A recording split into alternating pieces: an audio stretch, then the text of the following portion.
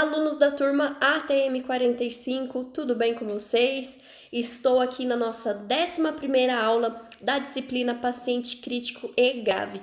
E hoje a gente vai falar sobre cardiopatias, as principais cardiopatias aí que acometem a população brasileira. Então a gente vai falar sobre IAM, angina, questão de stent, balão, tá?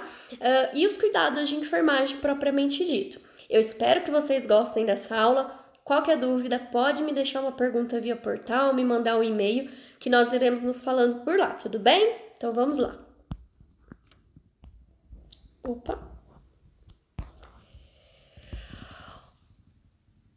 O termo cardiopatia abrange todas as doenças que cometem o coração. Então, tudo que se trata de coração é cardiopatia. Então, quando o paciente chega e fala: nossa, eu sou cardiopata, mas cardiopata do quê? Ele pode ser hipertenso, pode ter tido um infarto, né?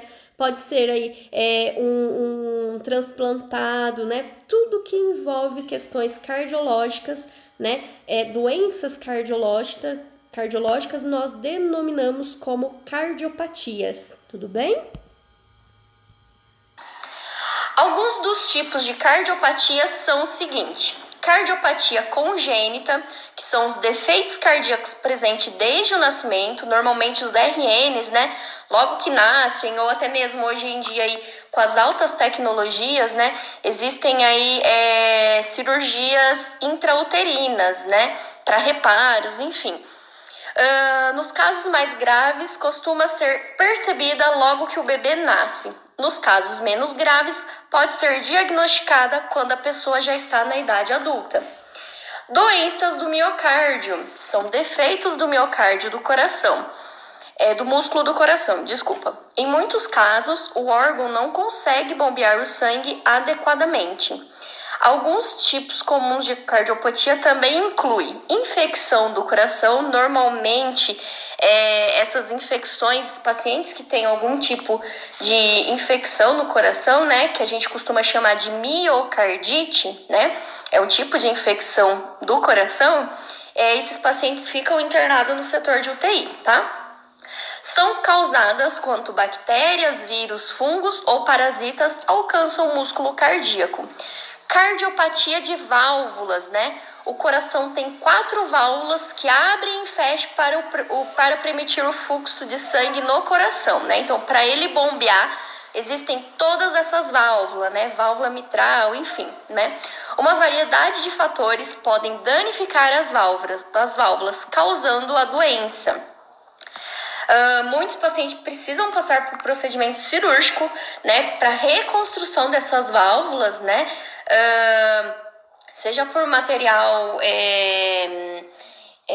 mecânico, né, enfim, né, muitas vezes eles precisam fazer alguns procedimentos cardíacos para a reestruturação dessas válvulas cardíacas, tá? Cardiopatia hipertensiva é uma consequência da pressão arterial alta, que pode acarretar o coração e os vasos sanguíneos e causar a doença. Isso entra aí também questões de hipertensão arterial, né? Enfim. Cardiopatia isquêmica, causada pelo estreitamento das artérias do coração pelo acúmulo de gordura, o que leva à diminuição da oferta de sangue para os órgãos. A doença pode gerar angina, que é a dor no peito, né? Ou nos casos agudos pode acontecer até o infarto, né? Então essa cardiopatia isquêmica, com essa camada de gordura ou algum outro fator contribuinte, né? O músculo, né?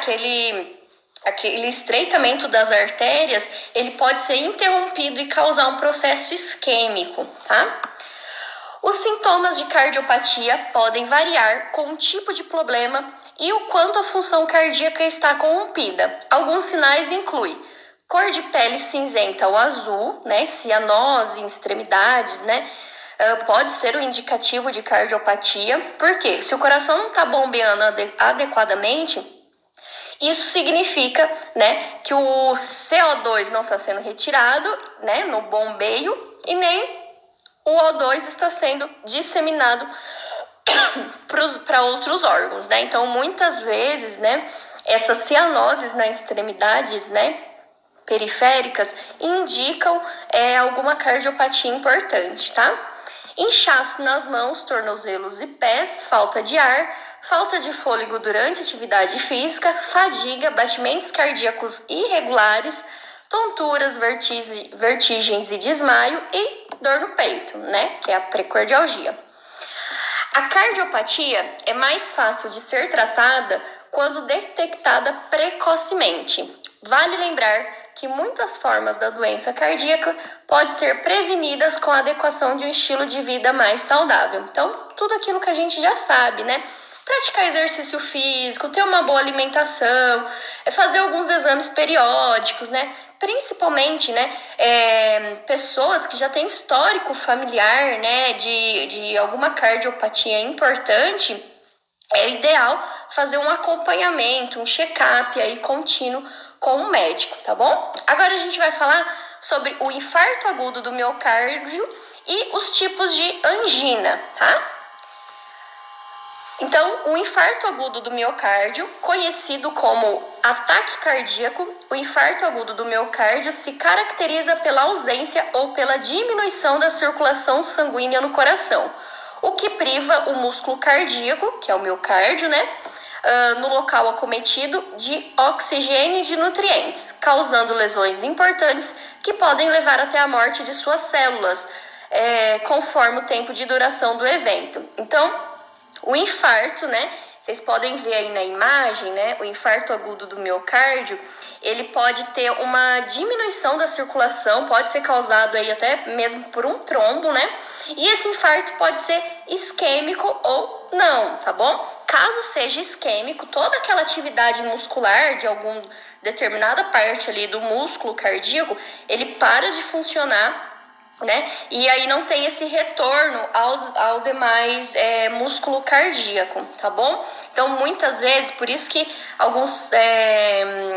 alguns casos, né, a gente escuta falar assim, nossa, o paciente teve o seu fulano de tal, teve um infarto fulminante, né? Normalmente são isquêmicos. A circulação ali do músculo cardíaco, ela para de funcionar instantaneamente, é no mesmo momento, e aí não tem toda aquela atividade cardíaca, tá? O coração para, tá? E também existe também só o infarto agudo do miocárdio, né? Que é apenas uma parede, né?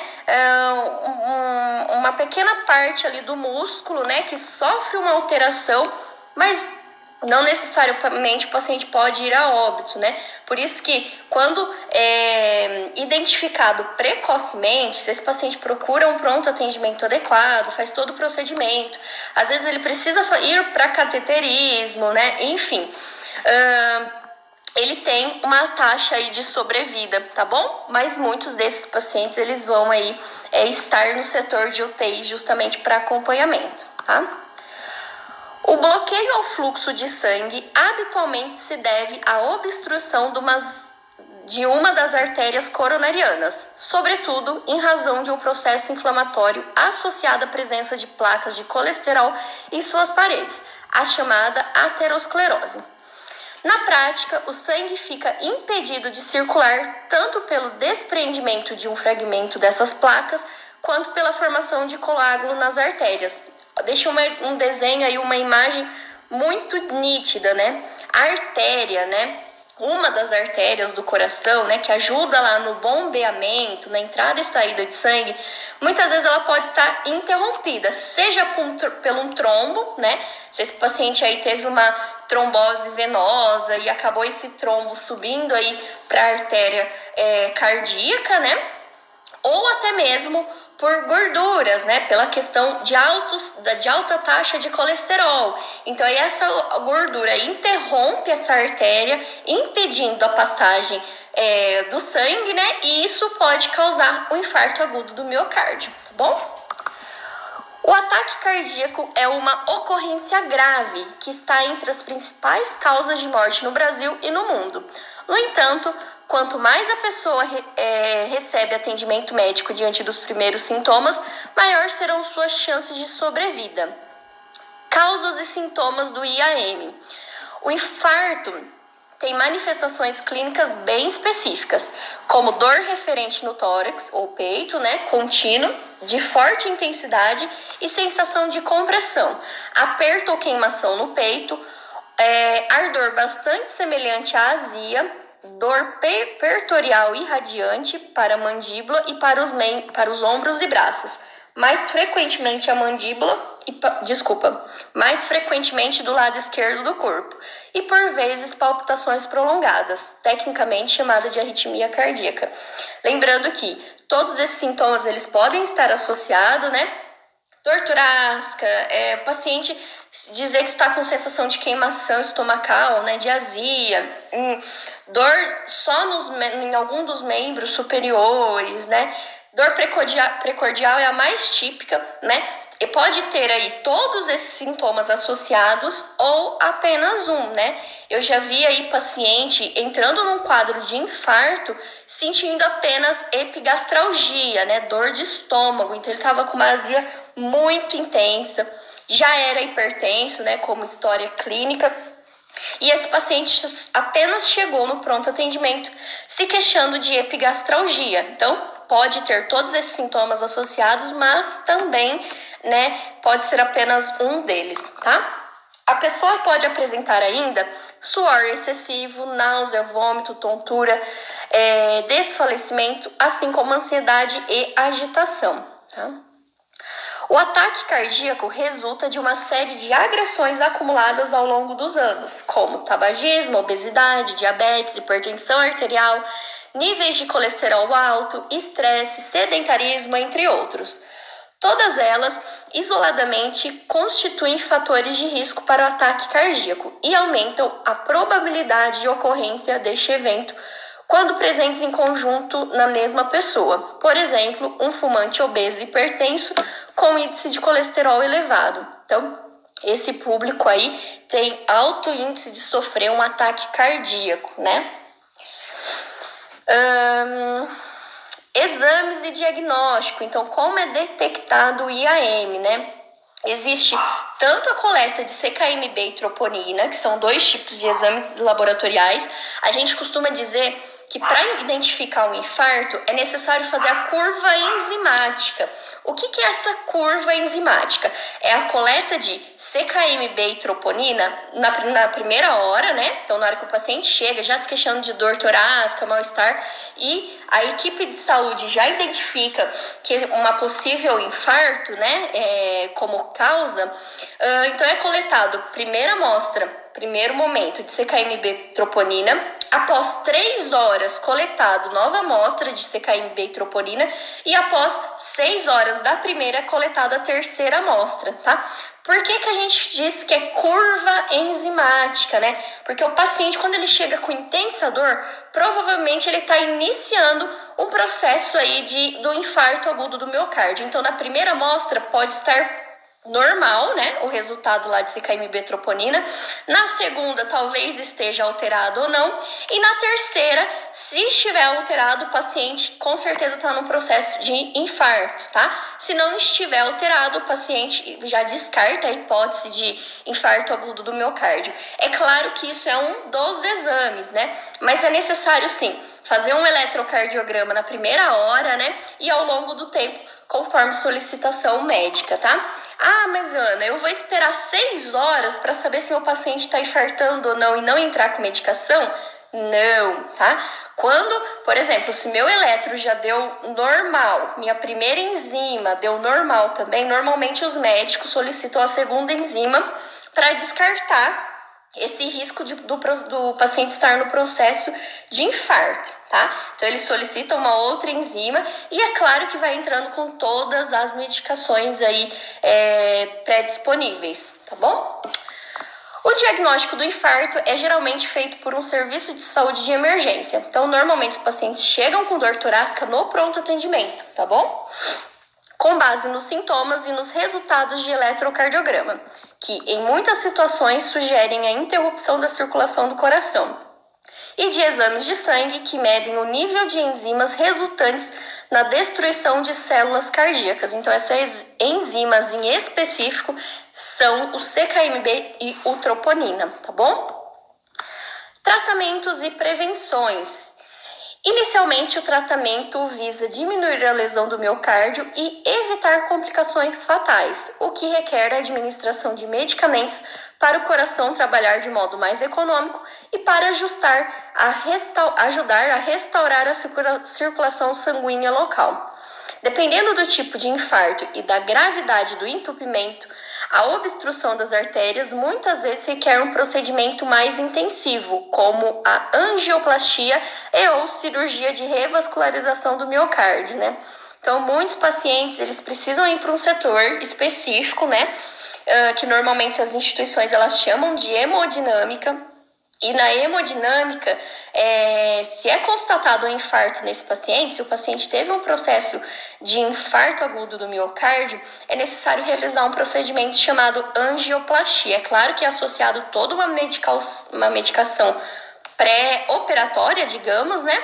E essa angioplastia, ela pode ser de duas formas, ou através de um balão, né, que através lá da artéria femoral, que seja, né, é inserido um catéter até chegar na artéria lá do coração, e na hora que chega, ele insufla um balão dentro da artéria, justamente para essa artéria dilatar. Então, é como se eu tivesse lá uma parede de gordura, o meu balão, né, o meu catéter aí, que entra pela femoral, né, pela artéria, até chegar no coração, ele entra lá e ele insufla esse balãozinho lá dentro da artéria para que a artéria dilate, tá?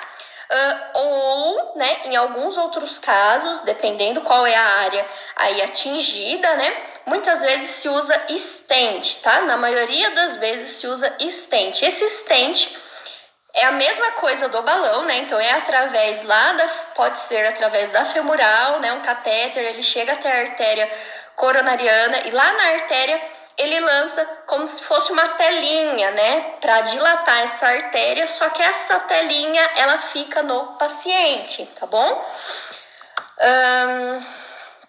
Empregando as denominadas pontes de veia safena ou de artéria mamária, a intervenção cirúrgica constrói um caminho alternativo para o miocárdio ser irrigado pelo sangue. Muitas vezes, né, quando a angioplastia ela não é indicada, esse paciente vai sim para procedimentos cirúrgicos, né? Ele vai para uma cirurgia cardíaca e muitas vezes é implantada uma ponte safena, né? Ou também conhecida como uma artéria mamária, né? Ela pode ser retirada tanto da artéria da ponte safena mesmo, que normalmente são dos membros inferiores, e inserida lá onde que aquela artéria teve um defeito no miocárdio, tá? Já a angioplastia, também chamada de intervenção coronariana percutânea, dilata a parte estreitada da artéria doente por meio de um pequeno balão que é elevado até o local da obstrução por um catéter e ali é insuflado para promover a dilatação arterial. Então, como eu falei para vocês, pode ser também um catéter e chega lá na artéria, ele insufla um balão ou um stent, tá? Que parece uma telinha. Após a obtenção da dilatação e consequente abertura da artéria, implanta-se frequentemente um dispositivo metálico denominado stent no local, tratando com a finalidade de evitar que a obstrução retorne. Então, o stent, normalmente, ele fica no paciente, tá? Então, essa telinha é colocada lá na artéria e ele fica lá no paciente. Já o balão, ele é usado para dilatar essa artéria, né? E aí, com algumas medicações, visa que o fluxo sanguíneo aconteça novamente, tá bom? Qualquer que seja o procedimento, o tratamento prossegue com medicamentos e mudanças importantes no estilo de vida, como ter uma alimentação equilibrada, praticar exercícios físicos regulares, com orientações médicas, parar de fumar e fazer um controle rigoroso dos fatores de risco. Então, é claro que, né, após a recuperação aí de uma cirurgia cardíaca, de algum procedimento cardíaco, esse paciente, ele precisa ser orientado a mudar o estilo de vida, né? A melhor maneira de evitar o ataque cardíaco é reduzir a exposição aos fatores de risco que podem ser controlados, como o cigarro, a obesidade, o estresse, o sedentarismo, o diabetes, a pressão arterial e o colesterol alto. A assistência de enfermagem no IAM é de grande importância, devendo estar atento às alterações eletrocardiográficas. A gente vai ter uma aula só de eletro, tá? Eu quero expor para vocês, na aula de eletrocardiograma, coisas básicas que a enfermagem precisa saber e até mesmo identificar, tá bom? Pressão arterial, frequência cardíaca e queixas de dor precordial. Deve-se manter no paciente a oxigenoterapia e um acesso venoso calibroso. Então, pacientes que chegam lá no pronto-socorro com queixa de dor torácica intensa, que a equipe já suspeita de um infarto agudo do miocárdio, muitas vezes ele precisa de um acesso venoso calibroso, porque esse paciente pode ter uma parada cardiorrespiratória, né? A gente tem que prever que isso pode acontecer e até mesmo instalar aí, se for solicitação médica, um catéter de O2, né? Porque esse paciente, ele tem aí alteração na frequência respiratória, queda de saturação, isso muito envolve as questões de dor e até mesmo a circulação cardíaca, tá? Assistência de enfermagem durante a angioplastia. Então, o paciente foi para a hemodinâmica para fazer a inserção de um catéter para introduzir ou um balão ou um stent na artéria cardíaca. Quais são as assistências de enfermagem? Durante a angioplastia, a enfermagem deverá retirar próteses dentárias, investigar históricas de alergia, preparar a via de acesso, realizar a asepsia, dispor os campos cirúrgicos e preparar o instrumental cirúrgico. Normalmente, o procedimento é realizado por via radial ou femoral, né? A maioria das vezes é femoral, tá? Numa caso ou outra que aí vai para via radial, tá? Fornecer todo o material necessário durante o procedimento, checar e administrar anticoagulante quando solicitado, né? Então, antes do procedimento, lembra que eu comentei com vocês que é realizado todas as medicações pré-operatórias, né? Então, é tudo muito rápido? Sim, é tudo muito rápido, mas também antes do processo cirúrgico, né, desse procedimento de angioplastia, também é administrado alguns anticoagulantes, tá? Estar atento às intercorrências que podem ocorrer, tais como taquicardia ventricular, parada cardiorrespiratória, bradicardia e hipotensão, entre outros. Assistência de enfermagem após a angioplastia. Então, assim que ele saiu lá da minha hemodinâmica ou do centro cirúrgico cardiológico, né? Quais são os cuidados de enfermagem? Orientar o paciente quanto ao repouso, cuidados com curativo e dieta. Quanto ao procedimento, quando o procedimento for realizado pela via radial, realizar curativo compressivo, mantendo por 2 horas. Em seguida, desapertá-lo e verificar perfusão de pulso. Então, tanto a femoral como a radial, né, são artérias calibrosas, né?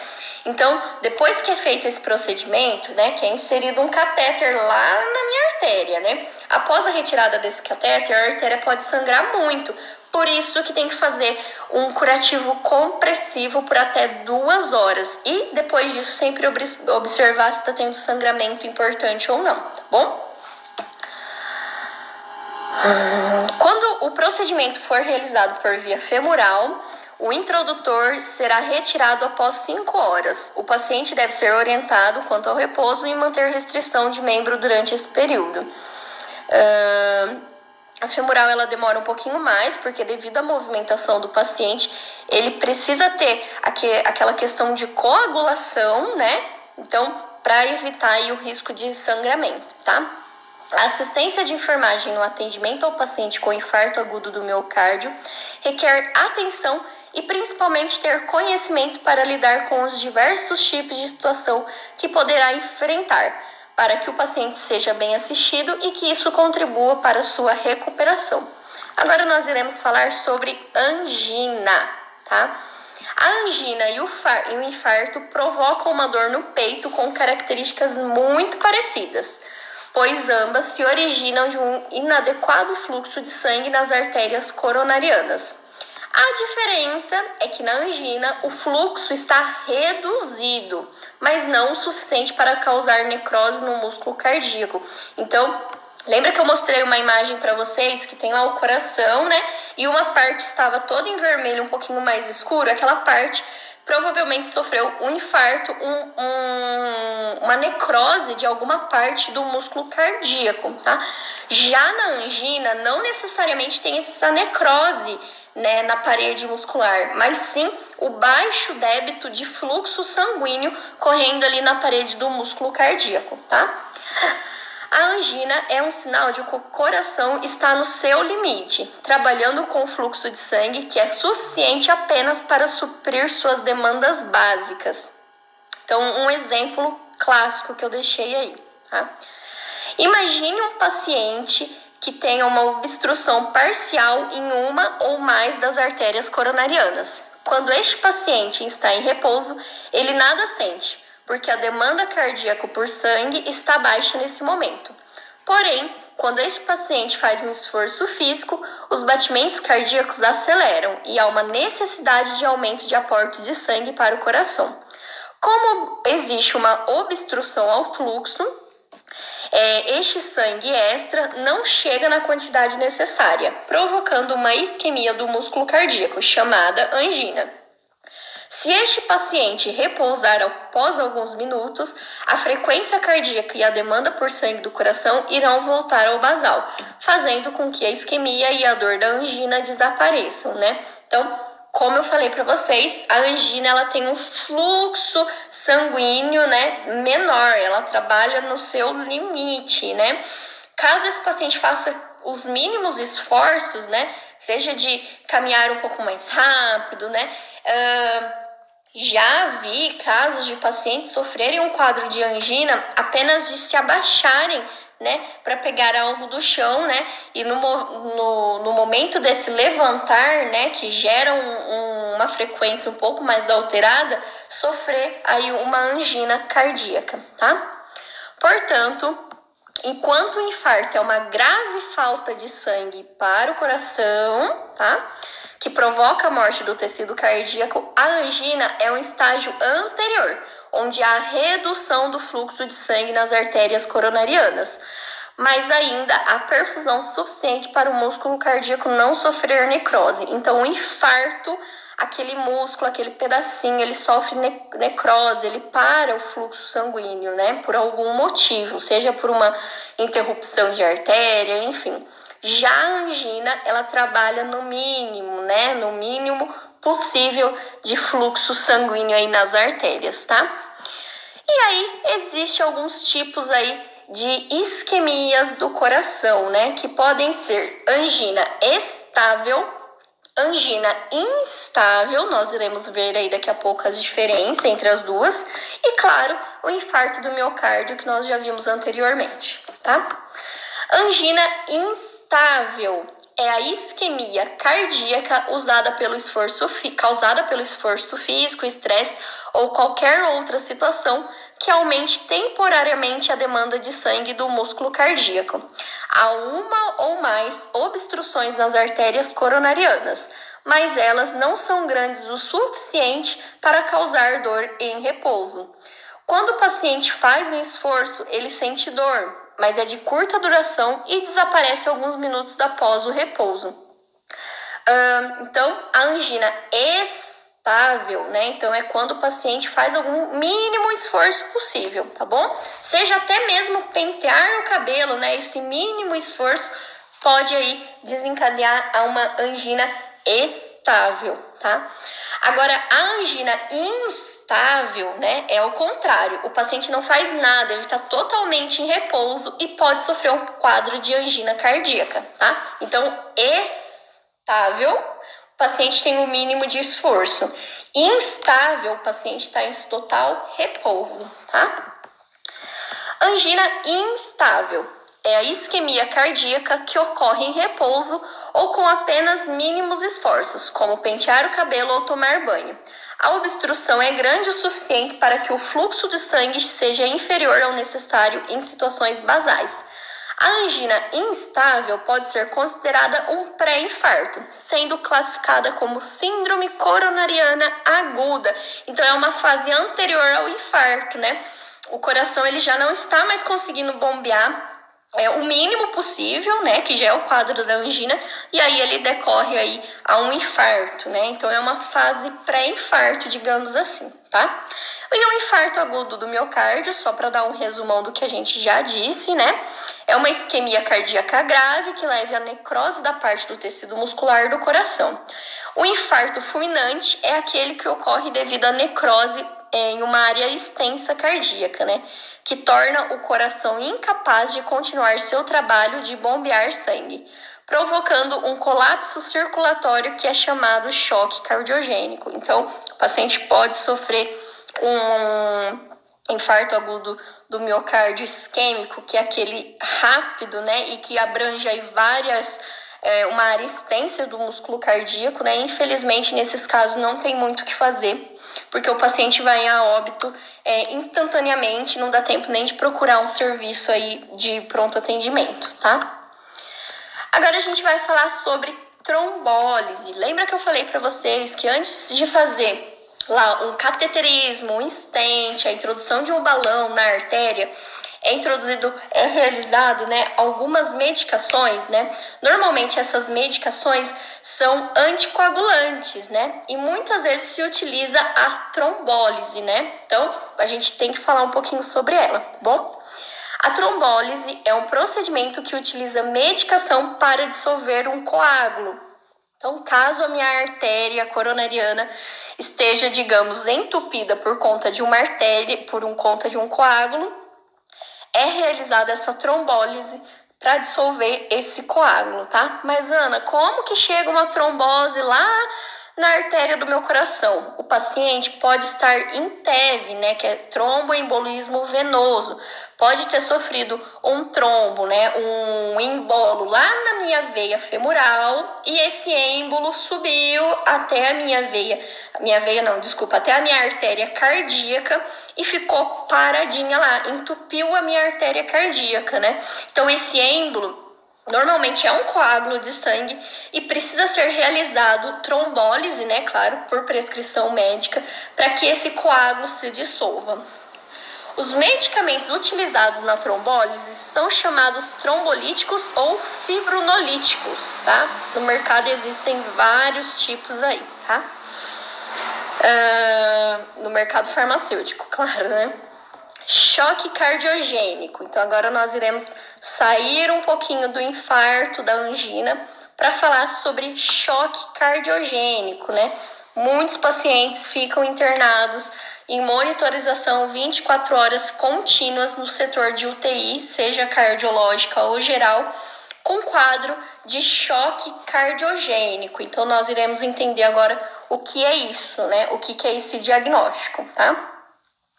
O choque cardiogênico é uma emergência médica na qual há insuficiência de irrigação sanguínea, porque o coração não consegue bombear sangue com suficiência.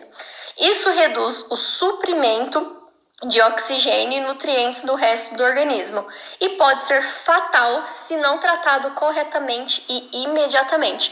Então, quando a gente fala de choque cardiogênico, a gente tem que lembrar no bombeamento, tá? Eu não estou falando de obstrução de artéria, como no caso do infarto, da angina, eu estou falando em questão de bombeamento sanguíneo desse músculo cardíaco, tá?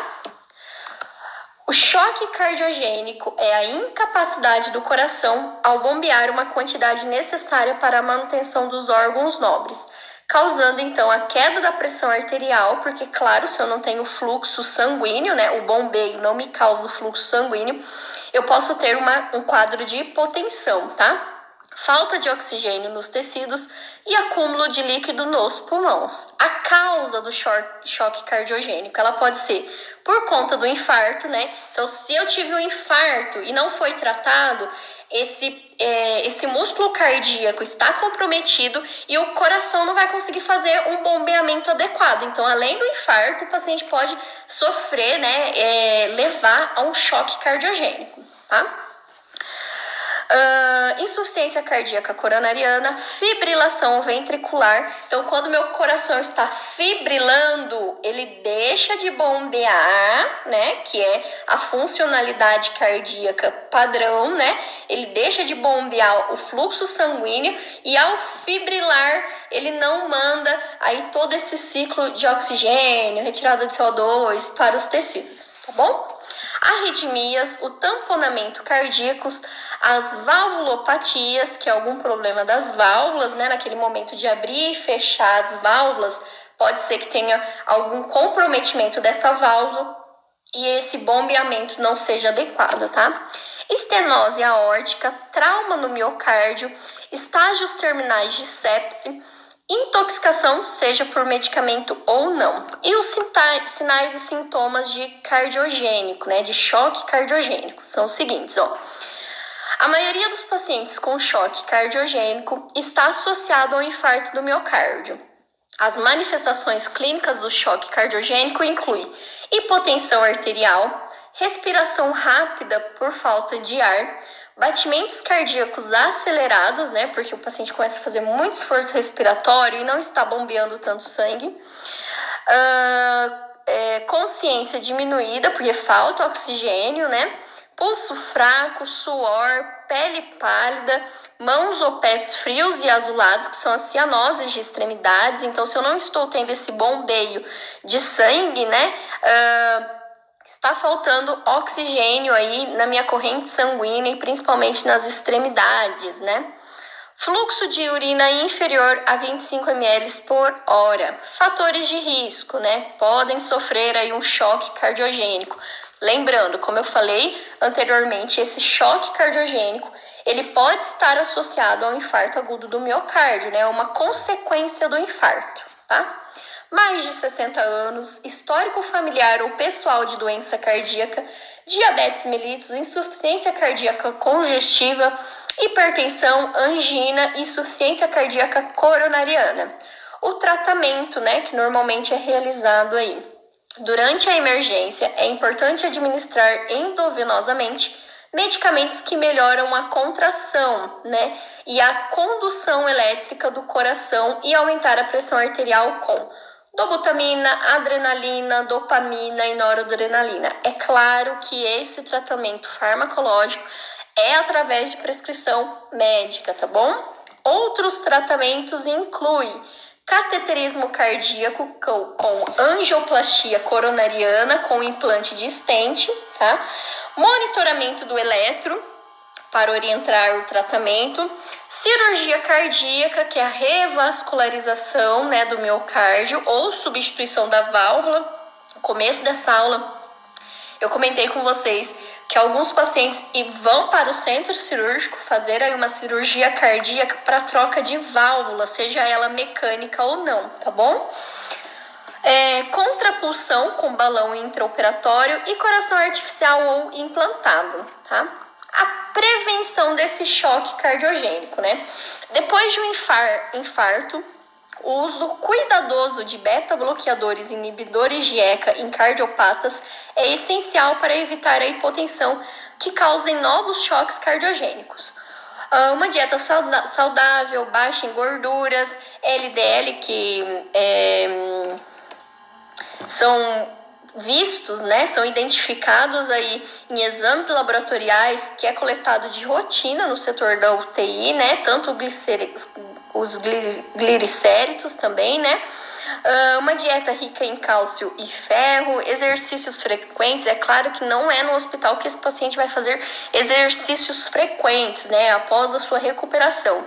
Não fumar, não uso de drogas, enfim, todos esses fatores, eles podem ser, né, formar aí como prevenção, né, a não fumar, não beber, praticar exercício físico, a dieta, né, algum procedimento cardíaco, tudo isso é como prevenção por os choques cardiogênicos, tá? Insuficiência cardíaca congestiva. Agora a gente vai falar sobre, normalmente a gente costuma de falar que o paciente tem ICC, que é a sigla de insuficiência cardíaca congestiva, né? Insuficiência cardíaca, também conhecida como insuficiência cardíaca congestiva, ocorre quando o coração não está bombeando sangue suficiente para atender às necessidades de seu corpo. O que diferencia muito insuficiência cardíaca do choque cardiogênico, quando a gente fala em choque, seja ele choque séptico, cardiogênico, a gente tem que pensar em quadro de hipotensão, tá? Então, um dos sinais aí, sintomas aí do paciente de diferença de choque cardiogênico para insuficiência cardíaca ou congestiva é o quadro de hipotensão. Ele é muito característico no choque cardiogênico, tá? Como resultado, o fluido pode acumular nas pernas, pulmões e em outros tecidos por todo o corpo. As causas do ICC, né? Inclui doença arterial coronariana, ataque cardíaco, pressão alta, valvulopatias, doenças cardíacas congênitas, cardiomiopatia, endocardite, miocardite. Endocardite e miocardite são tipos de infecção. Uma do endocárdio, né? E outra do miocárdio, tá? E diabetes. Sintomas do ICC. Sintomas da insuficiência cardíaca não são sempre óbvios, né? Desculpa. Algumas pessoas em fase muito iniciais da insuficiência cardíaca podem não ter sintoma algum. Outras podem ignorar os sintomas como cansaço e falta de ar, considerando sinais de envelhecimento. Muitas pessoas com diagnósticos já de ICC, né, de insuficiência cardíaca congestiva, eles apresentam, quando estão em crise, né, logo nos primeiros diagnósticos ali, eles apresentam grande dispneia, né, tem grande esforço respiratório, tá bom? Às vezes, no entanto, os sintomas de insuficiência cardíaca são mais evidentes, por causa da incapacidade do coração de bombear sangue de forma eficiente e fornecer a seus órgãos, como os rins e o cérebro, pode experimentar uma série de sintomas, incluindo falta de ar, inchaço nos pés e pernas, falta de energia, sensação de cansaço, dificuldade de dormir à noite devido a problemas respiratórios, tosse, aumento de micção durante a noite, confusão e memória prejudicada. Fatores de risco. Algumas pessoas têm maior probabilidade que outras de desenvolver insuficiência cardíaca. Ninguém pode prever com certeza quem irá desenvolvê-la. Fatores de risco de insuficiência cardíaca incluem pressão alta, ataque cardíaco, válvulas cardíacas anormais, aumento do coração, que a gente costuma chamar de cardiomiopatia, né? Histórico familiar de doenças cardíacas, diabetes, entre outras. Assistência de enfermagem a clientes portadores de ICC, insuficiência cardíaca congestiva. Aumentar o O2 para reduzir dispneia e fadiga, isso é claro, né? Com supervisão de enfermeiro, médico, né? Prescrição aí. Posicionar o flutter para facilitar a respiração e aliviar a congestão pulmonar. Desculpa, falei errado. É posicionar em Fowler, que é a posição. O paciente não pode ficar totalmente em decúbito, né? Porque ele vai sentir mais falta de ar, né? Registrar intolerância ao decúbito, né? Elevando além de 30 graus se necessário. Monitorar a frequência respiratória, profundidade e facilidades respiratórias. Também aí inclui na nossa assistência para os pacientes com ICC. Manter um registro do que foi ingerido e eliminado, que é o balanço hídrico, isso é muito importante, tá? Identificar e avaliar a gravidade do edema gravitacional, não elevar membros inferiores na presença de ortopneia, monitorar a frequência de pulso e pressão arterial, examinar o turgor cutâneo e as mucosas para sinais de desidratação, observar sinais e sintomas de diminuição da perfusão periférica nas questões de cianose de extremidades, pele fria, sudorese, enfim. Administrar terapêutica prescrita e avaliar a resposta quanto ao alívio dos sintomas. Agora a gente vai falar sobre cateterismo cardíaco. Eu falei brevemente lá nessa aula lá em cima sobre o stent ou o balão, né, que é realizado normalmente num setor chamado hemodinâmica, né, é um setor específico para cateterismo cardíaco, né, de procedimentos cardíacos, tá? Trata-se de um exame para detectar a existência localizada e a gravidade de obstrução das vias do coração, das artérias, né?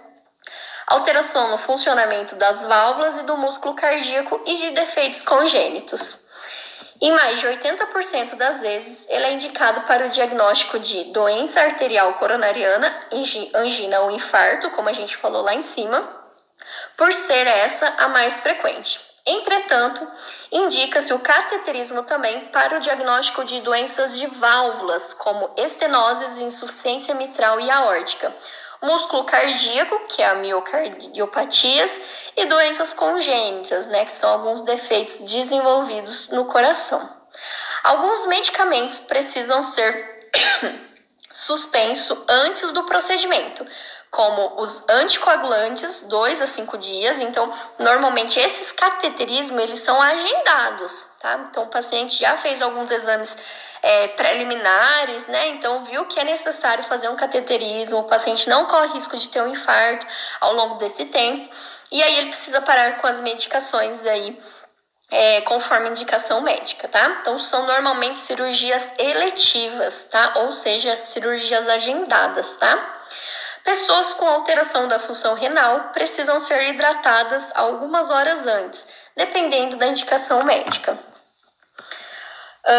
O exame é feito em ambiente hospitalar no setor de cardiologia intervencionista ou na hemodinâmica, né? Geralmente com anestesista local, podendo ser usada também uma sedação leve. Em seguida, o médico cardiologista intervensivista insere um catéter, que é um tubo fino, no vaso sanguíneo pela virilha. Lembra que eu falei que pode ser pela artéria femoral ou radial? A primeira opção é a femoral, tá? Punho ou antebraço, até chegar ao coração. Não há cortes, o catéter é inserido através de uma punção. Então, faz uma punção e aí esse catéter da femoral, ele vai até a artéria coronariana para fazer o procedimento lá, tá bom? Realizado o cateterismo, o paciente permanece em observação no hospital de 2 a 6 horas, dependendo, tá? Porque isso são cirurgias eletivas, tá? Deverá evitar esforços nos próximos 2 dias, principalmente com o membro por onde foi realizado o exame. É recomendada a ingestão de líquidos para ajudar a eliminação de contraste pelo organismo e alimentar-se normalmente. O aparecimento de dor ou hematomas nos dias seguintes do exame deve ser comunicado ao médico. Os efeitos adversos que podem ocorrer comumente são arritmias cardíacas, porque querendo ou não eu estou inserindo, né, aí um catéter lá na minha parede cardíaca, então pode ter uma alteração de frequência cardíaca. Reações alérgicas devido ao uso de contraste iodado. Então, para fazer esse procedimento, eles utilizam sim o contraste, justamente para identificar qual é a área atingida e que que tem uma intervenção aí, tá? Insuficiência renal, sangramento no local da inserção do catéter e lesões nos vasos sanguíneos, porém pouco frequentes, tá? Cuidados de enfermagem pós-cateterismo ou angioplastia. Já havia falado antes lá, referente ao curativo compressivo, por 2 horas, observar sangramento, sinais vitais, mas eu volto a deixar aí esses cuidados apenas para conclusão, tá? Verificar o local da dissecção ou punção, né, se não tem sangramento, enfim. Verificar a presença de sangramento ou hematoma. Reorientar o repouso do membro cateterizado. Não flexionar o membro, né, se for em caso de radial, falar para o paciente deixar o membro estendido e não flexionado, tá bom?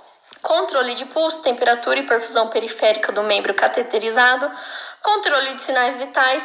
Observar e comunicar alterações neurológicas, observar precordialgia, controle de diurese, incentivar a ingestão de líquidos e liberar direto para o paciente conforme prescrição médica, tá bom? Espero que vocês tenham gostado dessa aula. Ela é um pouquinho intensa, né? Mas é importante vocês saberem aí os tipos de cardiopatias, né, que pode ter tanto em enfermaria, chegar pelo pronto atendimento, mas principalmente 80, 90% dos casos de cardiopatia, eles são internados no setor de UTI, né? Porque precisa aí nas primeiras 24, 48 horas ter uma assistência ininterrupta, né? Ter profissionais 24 horas observando esse paciente, prestando um atendimento aí adequado, enfim, tá bom? Eu espero que vocês tenham gostado. Lembrando que no final dessa aula nós temos uma atividade complementar. Qualquer dúvida, pode me deixar uma perguntinha que a gente vai falando, ok? Beijo para vocês e até mais!